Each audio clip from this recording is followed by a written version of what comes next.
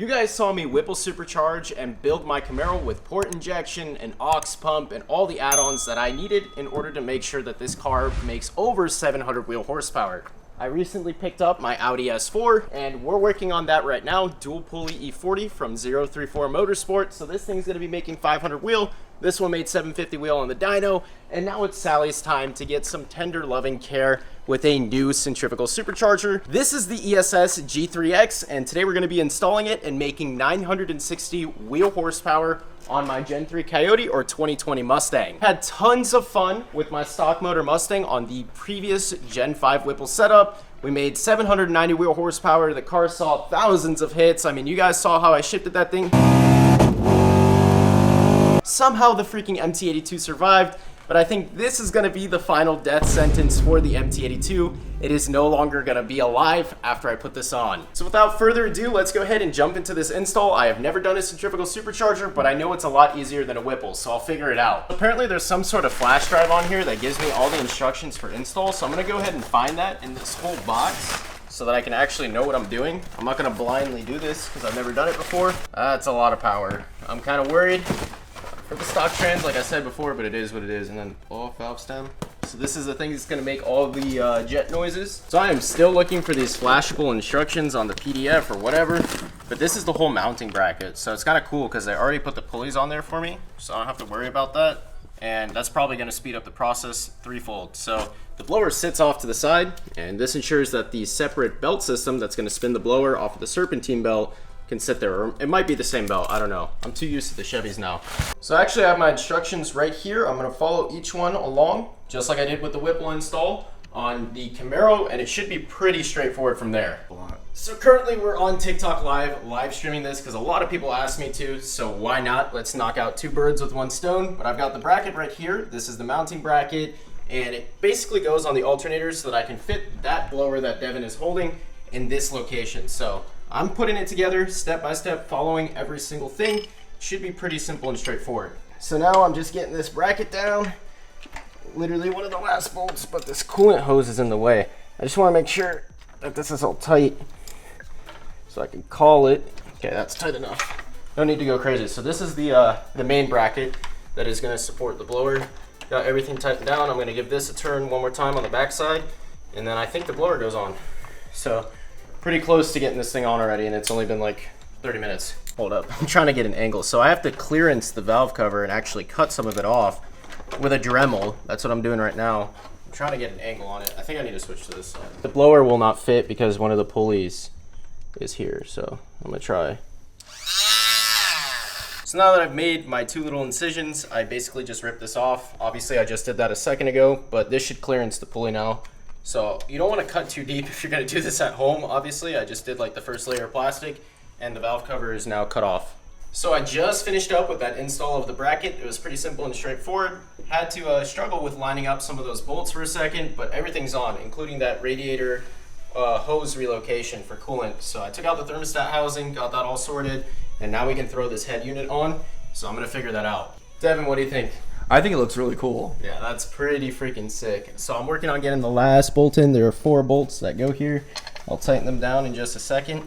And the head unit is on, but we do need some pulleys from Ford because I gave them away with the Whipple kit. Now, I wanted to be nice and include every single part, so I sacrificed some of those aftermarket idler pulleys I had on the car, and that left them bare. So tomorrow I'll go pick it up. It is Thanksgiving, like I said, so it's not like I can just go to the dealership right now and get those pulleys. So the Zest Lord and I are gonna go get some Thanksgiving dinner. Oh, we gotta eat some turkey, but this is all mounted up. I'm actually gonna have to remove it again to put on the belt, but I need those idler pulleys like I mentioned before. But this is pretty much what it's gonna look like. There's not much work left. Belt, idler pulleys, intercooler right there, and the intercooler piping, intake piping, throttle body bolts, done. And fuel rails, but that's super simple.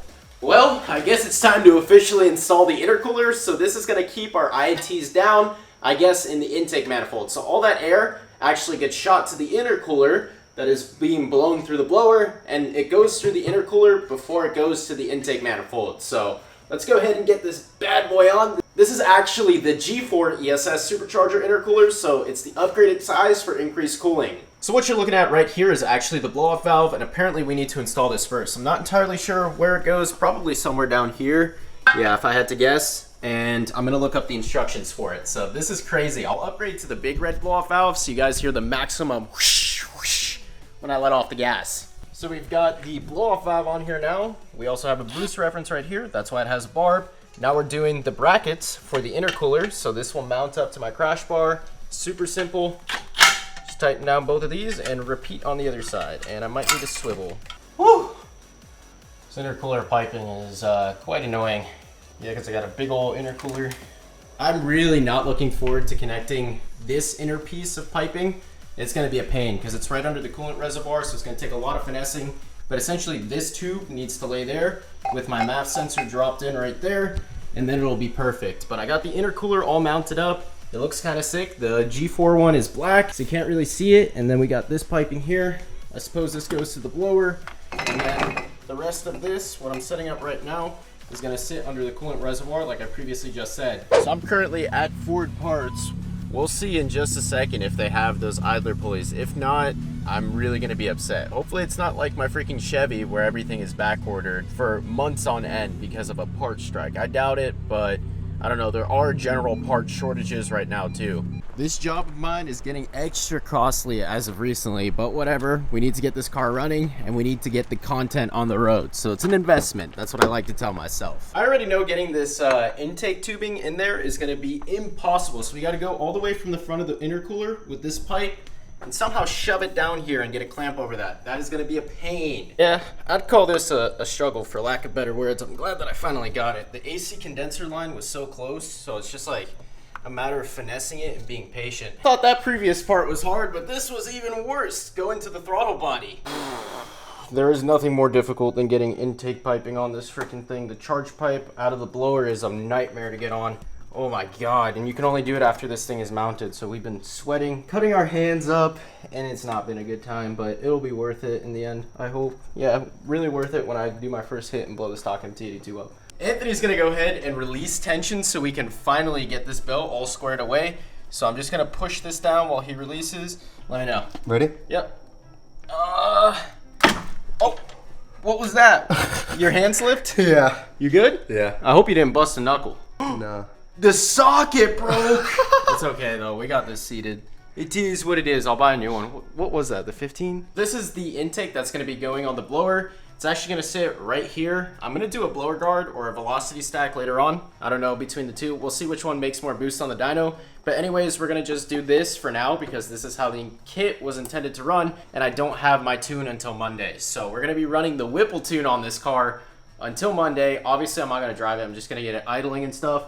But this will go up through here, and then basically the filter sits here. So this is a true cold air intake. We're drawing cold air in from the bottom of the bumper instead of having it sit right here, big old open filter like I see on some Supercharger kits. They sit like here. Just like I mentioned earlier, the filter is actually going to sit down here by the front wheel, so all the way down in the bumper, and then this part, this silicone, is going to fit over the intake. So, or the turbine I meant for the ESS. Oh man, this is going to be hard. So we're actually creating our own PCV line from the driver's side valve cover right now. So I've got the Dremel. I'm cutting this piece of tubing up, and this will go to the intake of the ESS. So yeah, pretty interesting stuff.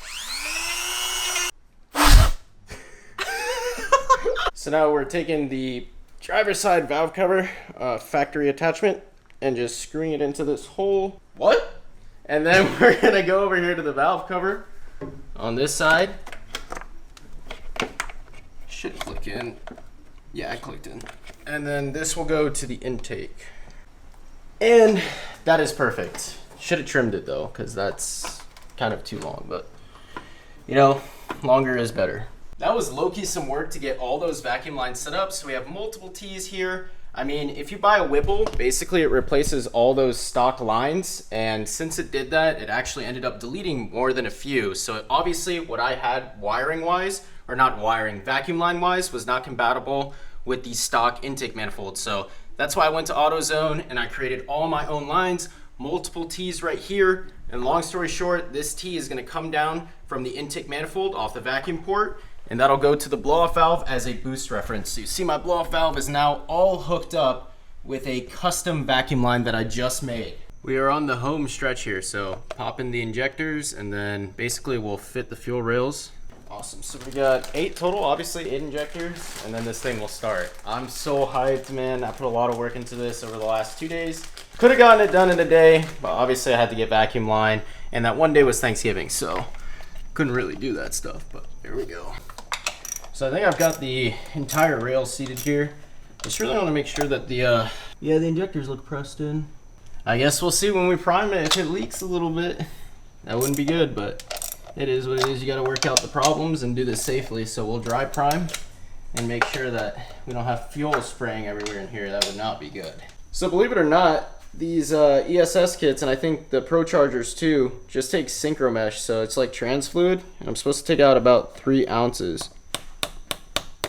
The air bubbles are crazy. Sorry about that, I splashed myself, and we'll take this same tube, put it in here, and squeeze out the rest of it.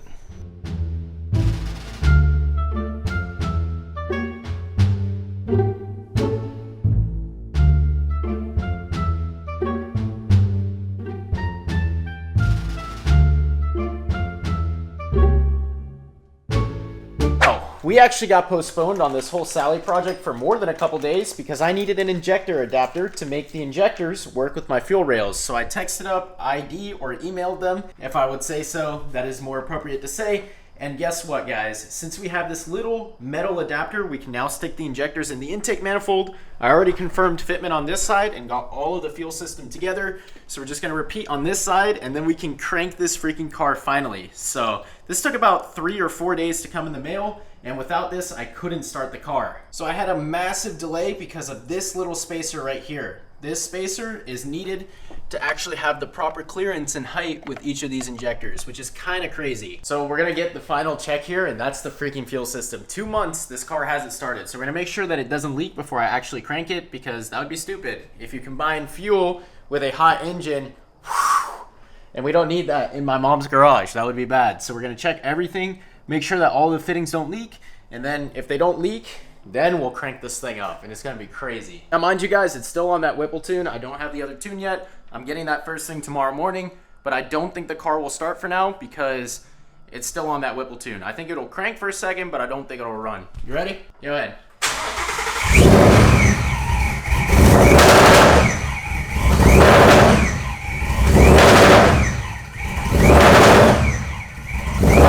A little bit of coolant going to the heads, and that's why we have a smoke show going on in here. But yeah, I need the tune, boys. Sorry. I thought it would start on this, but I guess the throttle body size is just too drastically different and it won't work. I think we forgot to update the video, but basically I don't have any leaks out of any of the fuel lines, so we're all good on that. Obviously I wouldn't crank it if that were the case. And I'm gonna read the check engine lights real quick just to see if there's something that I'm missing, but I'm telling you right now, it's probably because the throttle body size is so much more different than the Whipple. So this is a factory throttle body, 87 millimeter. The Whipple is 132 millimeters. So yeah, that's probably why it doesn't run, but we'll know for sure now. I'm gonna check all the codes on here. I pulled out the laptop just to look at the codes, and we got that throttle pedal position sensor signal too high, U2 110, and that's apparently from the throttle body. So that's basically because, like I said earlier, the throttle body was way bigger with the Whipple setup. Now we've got a smaller throttle body, so the car is getting too high of a signal and it doesn't want to crank. Actually ordering up the tune literally right now, and this thing is gonna cost me 450 freaking bones, boys. I spend way too much money. Anyways, I entered all of my information, and I also optioned the ghost cam. So this thing is gonna chop like Sully. I can't wait to hear it, especially with an ESS G3X. The centrifugal is probably gonna go whoosh, whoosh, whoosh. So in those notes, I had to put all of my mods, and I also made sure to tell them of my fuel system and the fact that I put on those IMRC lockouts. I did that on videos, so we did that whole delete kit, and basically we're ready to go. So I'm just gonna go ahead and buy this, and then Lund Racing will get back to me tomorrow morning. The next day. I just got the tune from Lund Racing. I'm super hyped. I loaded it up on the car. The car should start now with no issue whatsoever. So we're gonna see in just a second.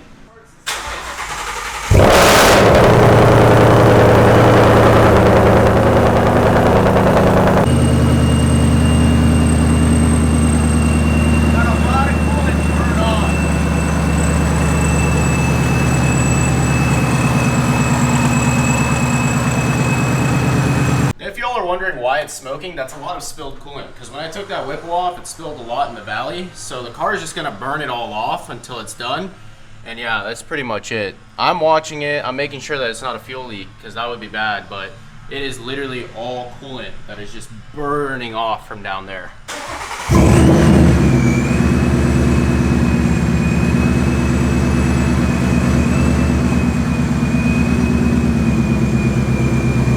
Forget one thing regarding the maiden voyage. Before we do this, we do have to bleed off the coolant system. So I'm going to remove the cap just like I did a second ago.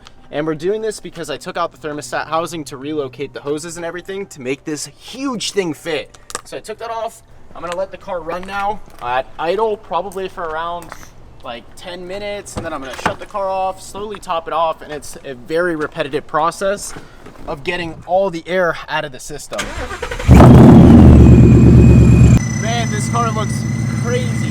It literally looks insane. With the fog lights, everything, the new headlights. Big shout out to ABC US for spotting me on those headlights. If you guys want to check them out, definitely do so because they look crazy. My mom's inside.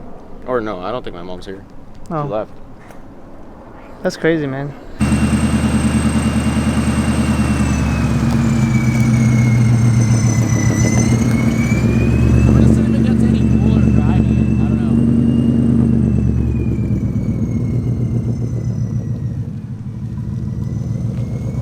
What's up, guys? So this is my friend Toby S4, right? Is it the S4? Audi S4 2000, I forgot. All right, I don't even know what it is, but this thing's fire, bro. It can spit fire. He modded like insane, bro. Like, I don't understand what is going on here. Know what I'm saying? Look at the wheel, bro. It's like crazy. You know what I'm saying? I don't know, but you know me.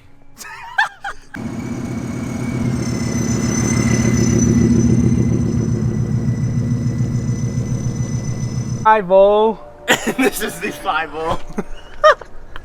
Running big, okay? We're just testing how it's going. Hello. I don't want to interrupt you. No, you're good. No, don't worry about it. Sorry. No, Are it's you okay. on like this for TikTok or something? Yes. Yeah. 3 days later. We can actually get Sally here dialed on the tune. Right now I'm only on the bass tune, as you all know. No need to repeat myself, but we do need to hold around 1500 RPMs, 2500 RPMs, 3500 RPMs, all for 15 seconds, and after idling for 5 minutes, and then it's time for some pulls. So let's freaking go. This is gonna be sick. We're gonna feel this power, but not in full. 1, 2, 3.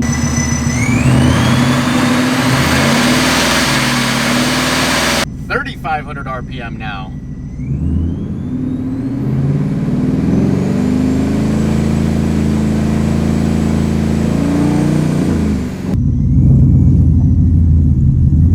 So now we can go ahead and do our slow climbs, which I'm going to do literally right now. We are in Mexico, but we aren't even really technically speeding. Alright, let's slow climb to 5,000 RPM.